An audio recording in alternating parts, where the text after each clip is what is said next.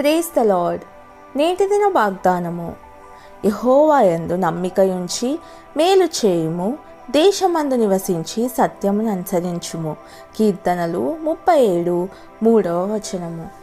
విశ్వాసమును బట్టి శారాయు వాగ్దానము చేసినవాడు నమ్మదగిన వాడని ఎంచుకొనెను గనుక తాను వయస్సు గతించినదైనను గర్భము ధరించుటకు శక్తి పొందెను.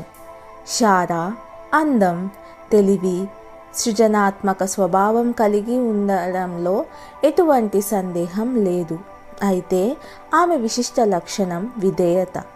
ఆమె తన భర్త సవాలు, హృదయ వేదనలో పాలు పొందడం మాత్రమే కాదు కానీ అతని కలల్లో, ఆశీర్వాదాలలో కూడా పాలు పొందింది.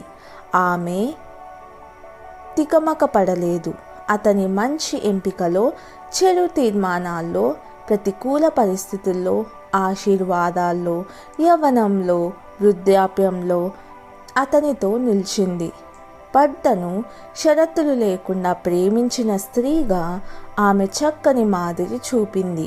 విధేయతలో, ఫలభరితంలో ఆత్మీయ తల్లులుగా ముందుకు అడుగు వేసి దేవుని రాజ్యం నిమిత్తం ఆత్మీయ పిల్లలను తయారు చేసే శారా వంటి పరిశుద్ధ స్త్రీల కొరకు ఈనాడు దేవుడు చూస్తున్నాడు. దేవుని కొరకు నీవు నూతన శారాగా ఉంటావా?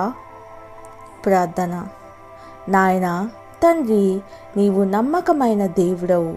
నీవు చేసిన నిబంధన 1000 తరముల వరకు జ్ఞాపకముంచుకునేవాడవు. నీవు శారాను జనములకు తల్లిగా చేశావు. శారా ద్వారా మమ్ములను స్వతంత్రురాలి కుమార్తెలుగా చేశావు గాని దాసి సంతానంగా చేయలేదు. ఈ గొప్ప ఆధిక్యత నిమిత్తం నీకు వందనాలు. యేసు నామములో ప్రార్థిస్తున్నాను తండ్రి. ఆమెన్.